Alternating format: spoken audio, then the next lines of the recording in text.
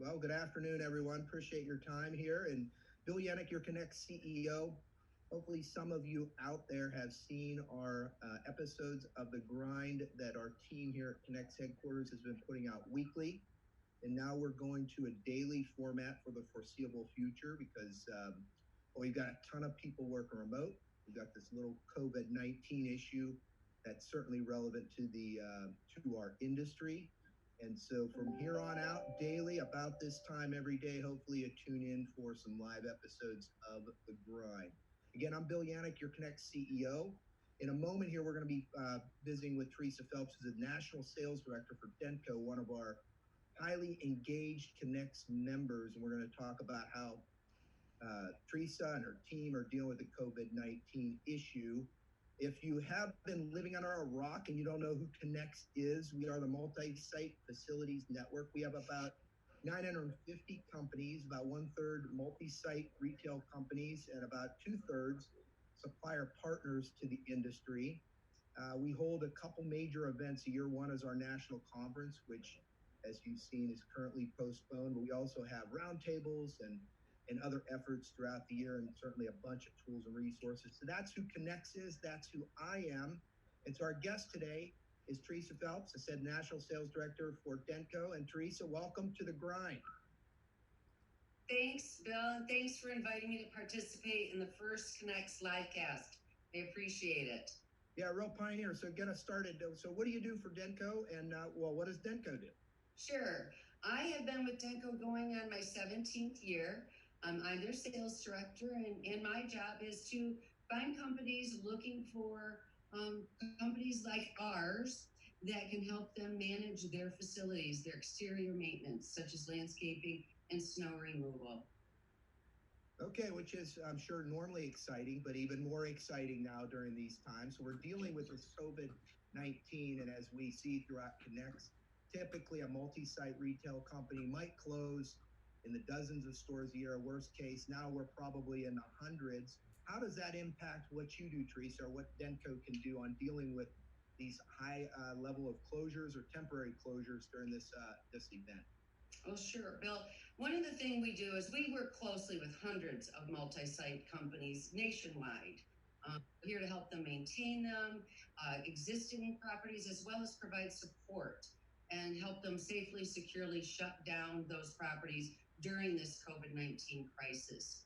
What we have seen is our customers having to cut back on service frequency, quickly closing locations, going from different states, from one state to another, just depending upon what that government is doing and how quickly they have to close them down. Mm-hmm.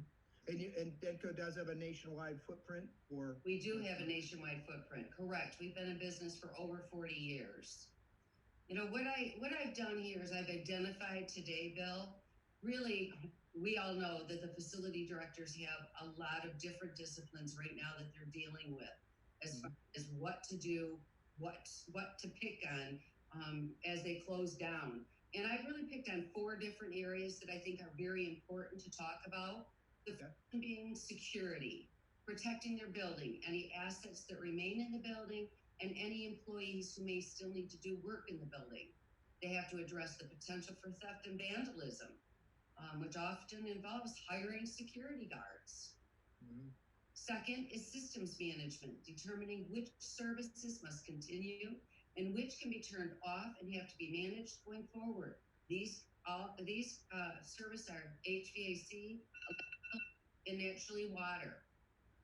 Third, exterior maintenance, which includes maintaining landscaping, signage, exterior lighting, and parking lot maintenance. Some areas even snow removal. We had snow here in Michigan today. Yeah. Oftentimes we suggest a reduced scope of work and service frequency to ensure properties are maintained and accessible for employees when necessary, as well as emergency vehicles if necessary.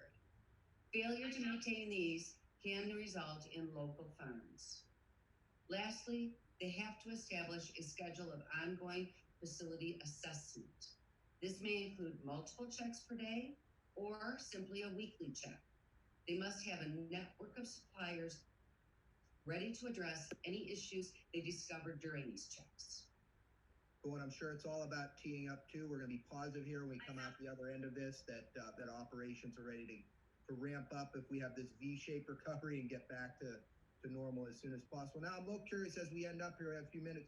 So as you can see with my phone alarm that just went off, we're all dealing with remote.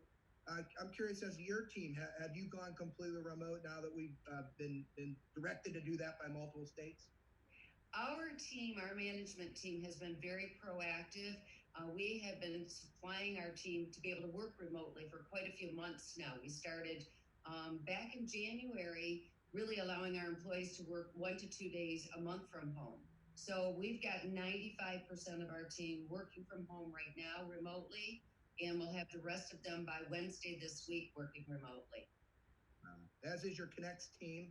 We're spread out really all over the country, but yeah, this whole remote aspect of it too, which is why, as your association, we're moving toward this daily grind. So, Teresa, thank you for your time, and we'll have you back in the not too distant future and to talk about how positive this recovery out of COVID-19 is. And if you haven't seen Teresa at our national event, you know, it's always a memorable experience at her booth as an exhibitor. A lot of energy around the DENTCO booth, so we always and there always seem to be close to the Connex experience on our floor too. So in the not too distant future, you'll get to see them there. Tomorrow again, 1 o'clock Central Time, 2 Eastern, we'll have another episode of the Daily Grind with another guest as we work through this COVID-19. For those of you who are brave enough to join us on this inaugural effort, thank you, and we'll see you tomorrow on the Daily Grind.